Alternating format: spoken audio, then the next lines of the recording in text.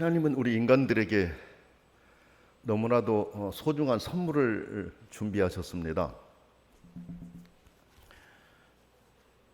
영원한 하나님의 나라를 준비하시고 오래전부터 하나님이 택하신 일꾼들을 세워서 사람들을 초대했습니다. 어찌 보면 성경은 하나님의 나라로 초대하는 초대장과 같다, 이렇게 말씀드릴 수가 있겠습니다. 성경은 하나님의 나라를 가르치고 있고 하나님의 나라에 들어갈 수 있는 구원의 길을 가르치고 있고 하나님의 백성된 사람들이 어떻게 살아야 되는지에 대한 삶에 대해서 말씀하고 있기 때문에 그렇습니다. 오늘 말씀은 예수님께서 비유를 통해서 하나님의 초대를 거부한 자들의 최후와 초대에 응한 자들의 기쁨과 함께 그 자세들에 대해서 말씀하고 있습니다. 첫 번째 말씀을 보게 되면 하나님의 초대를 어디에 비유했냐면 왕의 아들의 혼인잔치와 같은 기쁨이 넘치는 연회에 하나님의 나라를 비유하고 있습니다. 혼인잔치에다 하나님의 나라 초대를 비유하면서 말씀하셨어요. 왕의 아들의 혼인잔치다. 2절 말씀 보면 그렇게 되어 있습니다. 천국은 마치 자기 아들을 위하여 혼인잔치를 베푼 어떤 임금과 같으니, 이렇게 말씀하고 있습니다. 하나님의 초대에 응하여 믿음의 길에 들어선다라고 하는 것은 즐거운 삶의 공간 안으로 들어온다라는 것을 의미합니다. 또 이 초대를 거절하면 인생의 참된 즐거움을 놓친다는 것을 알려주고 있습니다. 어떤 사람들은 예수 그리스도를 믿는다는 것을 속박으로 생각하는 사람들이 있습니다. 예수 그리스도를 믿게 되면 삶의 즐거움을 다 포기한 것으로 생각한 사람들도 있습니다. 그래서 예수 믿는 것을 거부합니다. 마치 기독교는 사람과 함께한 모든 교제를 다 포기해버리고 기쁨이 없이 우울하게 살아가는 것으로 생각하는 사람들이기 때문에 그렇습니다. 그러나 여러분, 예수님은 기독교를 그렇게 생각하면 큰 오해라고 하는 것을 성경을 통해 우리에게 말씀하십니다. 그래서 예수님은 하나님의 나라를 즐거운 혼인잔치에다 비유를 하고 있습니다. 그러므로 믿음 생활하는 사람들은 즐거운 마음으로 믿음을 가고 있고 믿음의 길을 가고 있고 또 그렇게 믿음의 길을 가야 합니다. 여러분, 실제로 복음의 내용을 잘 알고 믿음의 길을 가는 성도들을 보면은 그 속에서 솟아나는 생수 같은 기쁨을 가지고 믿음 생활하는 것을 볼 수가 있습니다. 아마 여러분 주변에서도 그런 분들을 많이 보았을 것입니다. 어쩌면 저렇게도 즐거운 마음으로 기쁜 마음으로 살아갈 수가 있을까? 그렇게 바쁜데도 어쩌면 저렇게도 열심히 교회 일을 하면서 할 수가 있을까? 나 같으면 못하겠다 하는 이런 생각을 하는 사람들이 있습니다. 그러나 자기 마음 안에 솟아나는 생수 같은 기쁨이 있기 때문에 그렇게 하는 것입니다. 믿음의 진리를 바르게 알고 사는 성도들은 삶의 가장 우선순위를 신앙에 두고 살아갑니다. 그렇기 때문에 그게 가능한 것입니다. 모든 삶을 다 앞에 두고 신앙을 맨 뒷전에 두고 살아가는 그런 신앙이 아니라 신앙이 맨 앞에 있습니다. 삶의 모든 것들을 신앙에 의해서 다스려가는 신앙, 이 신앙이라야 제대로 된 신앙이에요. 그렇게 믿음의 길을 가는 성도라야 우리가 닮아갈 수가 있고 배울 수가 있고, 그렇죠. 그렇게 하면서 하나님을 높인 사람들이기 때문에 결국은 전도의 문도 열릴 수가 있고 그렇습니다. 그리고 그 순서는 여러 상황 속에서도 뒤바뀌지가 않습니다. 믿음 생활 제대로 하신 분들 여러분 보세요. 순서가 뒤바뀌지가 않아요. 항상 어떤 상황 속에서도 신앙이 우선이라고 하는 게 바뀌지 않습니다. 바뀌지 않습니다. 기쁠 때나 슬플 때나 한결같은 마음으로 믿음의 길을 갑니다. 그 안에 주님이 베푸실 영원한 하늘의 잔치를 생각하며 살기 때문에 그렇습니다. 전에도 말씀드렸지만은 조금 마음이 좌절된 듯 하다가도 바로 일어서게 됩니다. 왜? 그 속 안에 중심이 그리스도를 향해 있기 때문에 그렇습니다.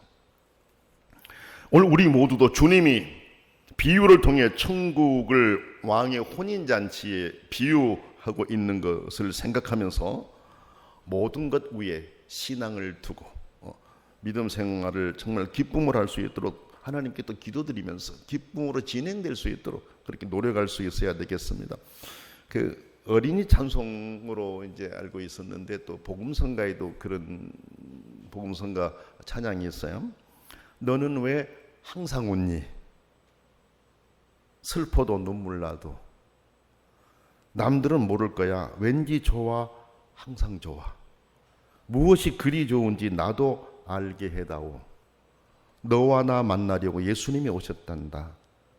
참 기뻐, 왠지 기뻐서 항상 웃고 항상 찬송. 정말 좋아, 왠지 좋아, 또 기뻐서 찬송하네. 이러한 그 복음성가입니다.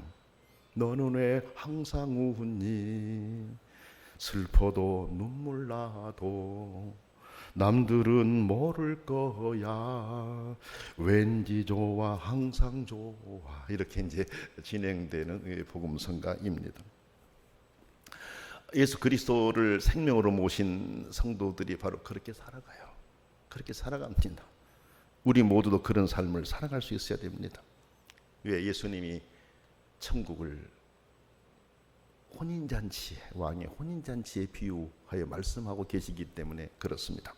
두 번째 보니까 초대장을 보낸 사람들에게 잔치에 참석하라고 사람들을 보냈지만 거절하고 자기의 길을 갔다. 3절에서 6절에 그렇게 말씀하고 있습니다. 이 말씀은 유대인들의 관심을 우리가 알 필요가 있습니다.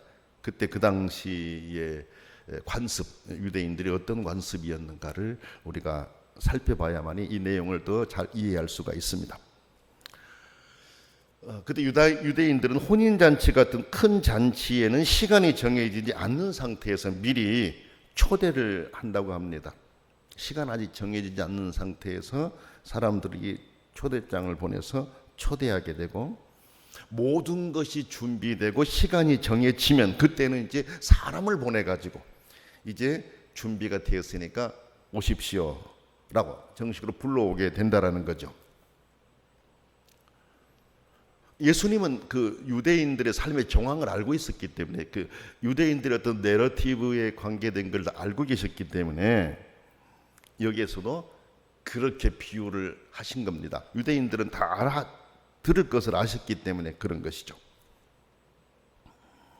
여기 왕도 잔치가 준비가 되니까 미리 초대해 두었던 사람들을 2번에 걸쳐서 잔치에 오라고 했습니다. 그런데 거절당했습니다. 왕은 면목을 잃었습니다. 다 거절했지 않습니까, 여러분? 여기 초대장을 받고 잔치에 오기를 거절한 사람들은 유대인들을 말합니다. 처음에 거절한 사람들은 유대인들을 말합니다. 하나님께서는 구약의 예언자들을 통해서 이스라엘을 초대했습니다. 예수 그리스도에게로 초대한 것입니다. 그러나 예수 그리스도가 오셔서 그들에게 다가가셨지만 유대인들은 이를 거절했습니다. 이것을 지적한 것입니다. 예수님이 오실 것을 구약에서 수도 없이 많은 곳에서 말씀을 하셨습니다. 그래서 예수님을 소개하고 예수님께 초대했는데 정작 예수님이 오셔서 말씀을 전할 때 거절하고 거부했다라는 것입니다. 그런데 여러분 이게 성경을 보면은 거절한 사람들 나름대로 타당한 이유를 들어 거절했다라는 것을 지금 밝히고 있어요. 지금 자신들이 필요하다고 생각하는 일들을 해야 하기 때문에 잔치에 갈 수 없다라고 거절했다라는 것입니다. 여러분 거기를 한번 보면 그 내용이 나오죠. 5절 보면 그들이 돌아보지도 않고 한 사람 자기 밭으로 한 사람 자기 사업하러 가고 이렇게 나와 있지 않습니까, 여러분?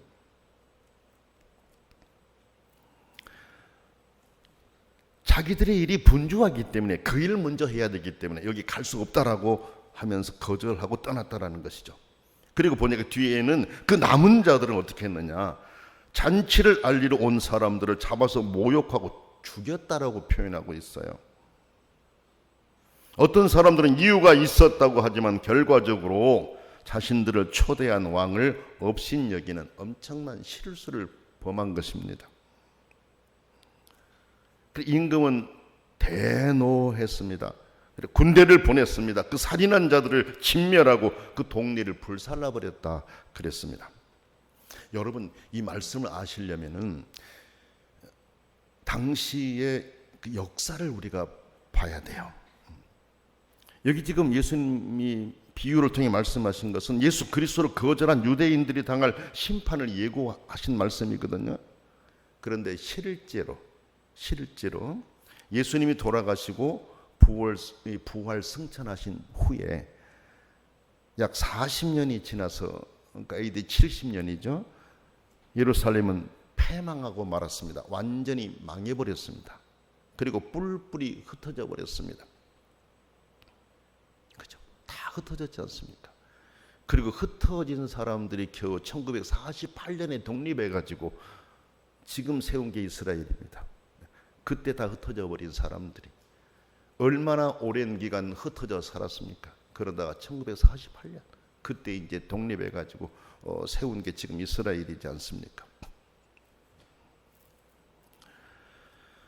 예수님을 영접하여 예수님의 가르침대로 살았더라면 로마를 자극하지 않았을 것이고 그런 큰 아픔을 당하지 않았을 것인데 그렇지를 못했습니다. 예수님께서는 군장을 하고 오리를 가져가고 하면 심리를 가져라. 그것 가지고 따지고 싸우지 말아라. 그랬죠. 오른팔을 때문에 왼팔도 돌려대라. 형제하고 분쟁한 문제가 있을 때는 먼저 화해부터 하고 예배드려라. 이런 내용들을 사랑하라, 서로 사랑하라. 이런 내용들을 쭉 가르치면서 또 분노하는 마음을 가지고 자기들보다 훨씬 더 힘이 강한 로마에 대항하려고 하지 말으라는 것을 수도 없이 말씀하셨어요. 그러나 유대인들은 그렇게 하지 않았죠. 결국 대항하다가 패망했거든요. 그러니까 예수님의 가르침대로 살고 결국은 예수님의 가르친 평화, 그게 결국 세계를 이끌어가게 될 것인데 사람들의 생각에 앞서다가 그런 큰 아픔을 당하고 말았습니다. 그것을 예수님은 지금 여기 말씀하고 계신 겁니다.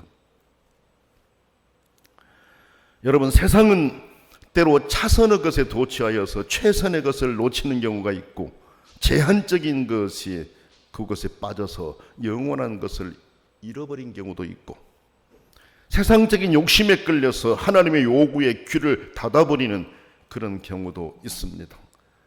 이것이 비극입니다. 비극입니다. 이것이 나에게 유익한 것 같아도 그것이 비극이라고 하는 것을 우리가 알아야 됩니다. 예수 그리스도의 가르침이 최고라고 하는 것을 아는 자야만이 진심으로 행함 있는 믿음으로 주님을 따라갈 수가 있습니다. 우리가 믿음 생활하면서 예수 그리스도의 가르침, 그것을 내 모든 삶의 최고에 두고 살아갈 때 우리들은 진실로 그분의 가르침대로 따라 살아갈 수가 있는 거고 바르고 신실하게 믿음의 길을 갈 수가 있는 거예요.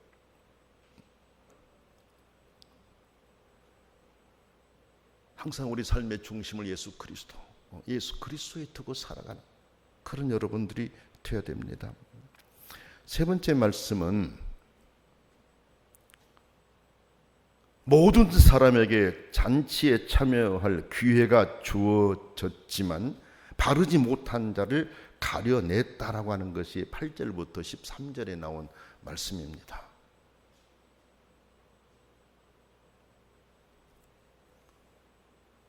유대인만이 아니라 이방인 누구라도 잔치에 참여할 기회가 주어진 것을 알린 말씀입니다. 그러니까 사실은 1차적으로는 유대인들을 먼저 초대를 했어요. 근데 그들이 거절했어요. 이방인 모두에게 다 이제 기회가 주어져 있고 그들이 들어올 수가 있었습니다. 그러니까 유대인만이 아니라 이방인 누구라도 잔치에 참여할 기회가 주어졌다라고 하는 것, 주어진 잔치라고 하는 것을 예수님이 말씀하신 거죠. 근데 여기 이 말씀의 내용을 보면 시간상으로 볼 때 예루살렘이 멸망한 후에 이어질 기회를 의미하는데 오순절 성령 강림 이후에 전 세계로 뻗어나가는 복음의 확장을 의미한다, 이렇게 볼 수가 있겠습니다. 예수님께서 오순절 성령이 임하시면 성령 받고 땅 끝까지, 예루살렘, 온 유대, 사마리아 땅 끝까지, 그렇죠?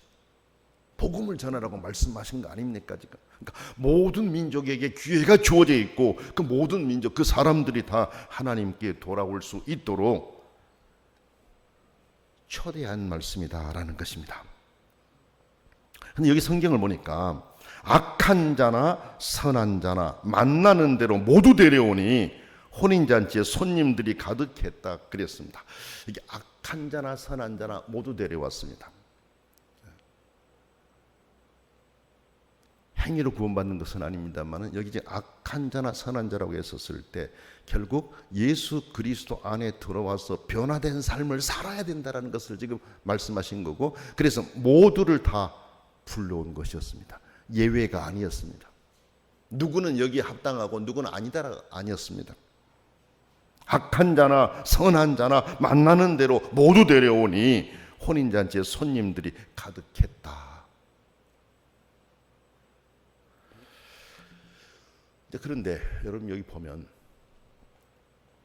왕이 잔치를 둘러봐요. 그런데 예복을 입지 않는 한 사람을 발견하게 돼요. 여러분 거기에 11절 말씀 한번 볼까요? 10절 말씀부터 볼게요. 종들이 길에 나가 악한 자나 선한 자나 만나는 대로 모두 데려오니 혼인잔치에 손님이 가득한지라 임금이 손님들을 보러 들어올새 거기서 예복을 입지 않는 한 사람을 보고 이르되 친구여 어찌하여 예복을 입지 않고 여기 들어왔느냐 하니 그가 아무 말도 못했다 그랬습니다. 이 말씀의 정황을 볼 때 혼인잔치에 초대를 하고 혼인잔치에 온 사람들에게는 이미 예복이 나눠졌다는 걸 볼 수가 있어요. 개인들이 예복을 챙겨오지는 않았다는 거 아니잖아요. 예복이 이미 다 주어졌다는 것을 우리가 알아야 됩니다. 그런데 그것을 입지 않은 것입니다. 그것은 그 사람에게 책임이 있는 것입니다. 그렇죠? 그는 자신을 초대한 왕을 존경하는 마음이 없었음을 알 수 있습니다. 잔치에 참여했지만 마음으로 잔치에 참여하지 않고 있었다라는 것을 알 수 있습니다. 왜냐하면 여기 보니까 아무 말도 못했다고 했거든요. 아무 말도 못했다. 할 말이 없는 것이죠. 받았지만 자기 스스로가 입지 않았으니까. 자기 자신을 비우지 못하고 내려놓지 못하고 다른 사람들은 다 하고 있었는데 자기는 못하고 있었거든요. 안 하고 있었거든요. 그런 마음을 가지고, 그런 기쁨이 없는 마음을 가지고 이렇게 왕이 베푼 잔치에 참여해서 축하하려는 마음이 없이 앉아있다라고 하면 여기에 앉아있을 자격이 없다라고 하는 거 아닙니까? 그렇죠. 그래서 그는 끔찍한 결말을 맞이하고 말아요. 여기 성경 보니까 13절에 임금이 사원에게 말하되 그 손발을 묶어 바깥 어두운 데에 내던지라 거기서 슬피 울며 이를 갈게 되리라. 이런 말씀을 하십니다.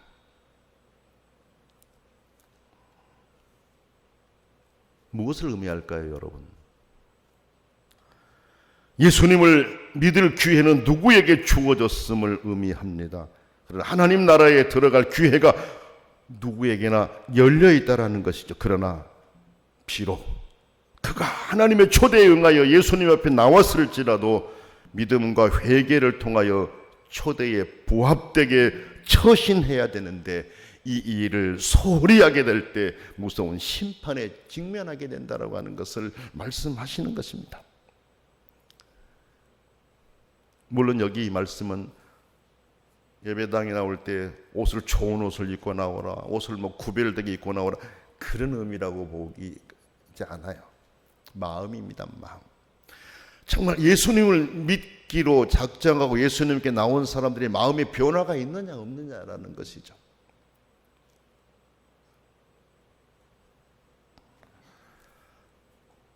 정말 주님이 기뻐하신 모습대로 살아갈 마음이 있느냐 없느냐라고 하는 것입니다. 그 전에 여러분에게 말씀을 드렸잖아요. 내가 믿는다라고 하지만은 내가 믿는다라고 수없이 말을 많이 하는 거, 이게 중요한 게 아니고 내 믿음을 주님이 시인해 주는 것이 중요하다는 것이죠. 그래서 시인하고 성령을 보내셔서 성령이 우리 안에 거하시는 게 중요하다 말씀드렸지 않습니까?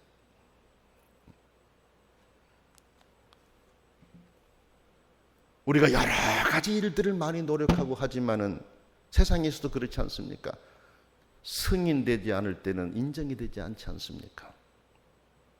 승인이라고 하는 게 중요한 거예요. 승인이라고 하는 것은 모든 것을 다 확인하고 승인해 주는 거예요. 예수 그리스도를 믿는다라고 하는 것도 하나님께서 원하시는 그 모습에 우리가 이르러야 됩니다. 이르러야 됩니다.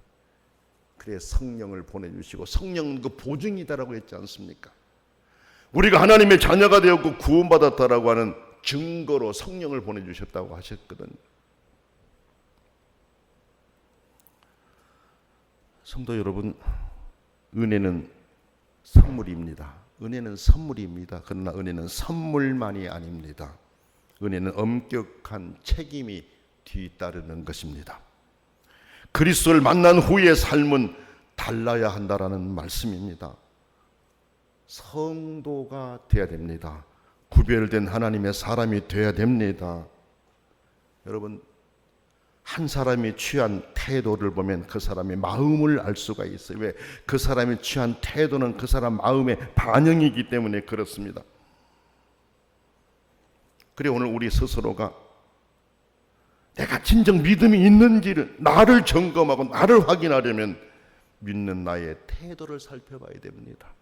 믿는 나의 태도가 어떤 태도인가? 주님이 말씀하시는 대로 그렇게 사모하면서 실천하고 싶은 내 스스로의 믿음이 있는가 없는가를 내가 확인할 수 있어야 된다라는 말씀입니다. 인생의 가장 큰 복은 하나님 베푼 잔치에 참여하는 것입니다. 오늘 말씀 보면은 청함받은 자는 많되 태갑을 입은 자는 적다라는 말씀을 하셨습니다. 이것을 하나님께 책임을 돌리라고 주신 말씀이 아니에요.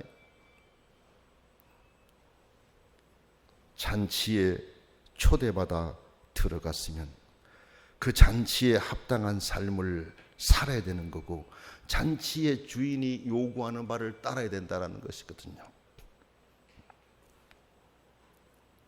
우리는 지금까지 믿음의 삶을 살아오고 있습니다. 주님의 초대에 응하여서 예수님 믿고 그 안에서 기쁨을 누리며 살고 있습니다. 이 기쁨이 영원한 기쁨, 영원한 잔치에 모두가 함께 참여하는 그런 기쁨이 될 수 있도록 날마다 우리의 믿음을 점검하고 새롭게 하고 우선순위를 하나님께 두면서 그렇게 살아갈 수 있기를 원합니다. 달란트 비유를 여러분이 보셔도 알겠습니다만은 결국은 5달란트 받은 자나 2달란트 받은 자나 5달란트를 얹혀받는 그 즐거움이 아니라 주인의 잔치에 참여하는 것이었지 않습니까? 그러나 1달란트 받은 종은 주인의 잔치에 참여할 수 없다는 비극 아니었습니까? 우리가 믿는다라고 하는 것은 영원한 하나님의 나라에, 그리고 우리가 살아가는 동안 성령을 보증으로 받은 자로서 하나님께 기쁨이 되는 삶을 살아가야 됩니다. 그렇게 사는 성도의 삶이 될 수 있기 원합니다. 거룩하신 아버지 하나님, 우리를 초대하신 하나님 아버지께 감사하며 초대하신 하나님 마음에 합당하게 믿음 생활할 수 있도록 저희들을 살펴주시기를 원합니다.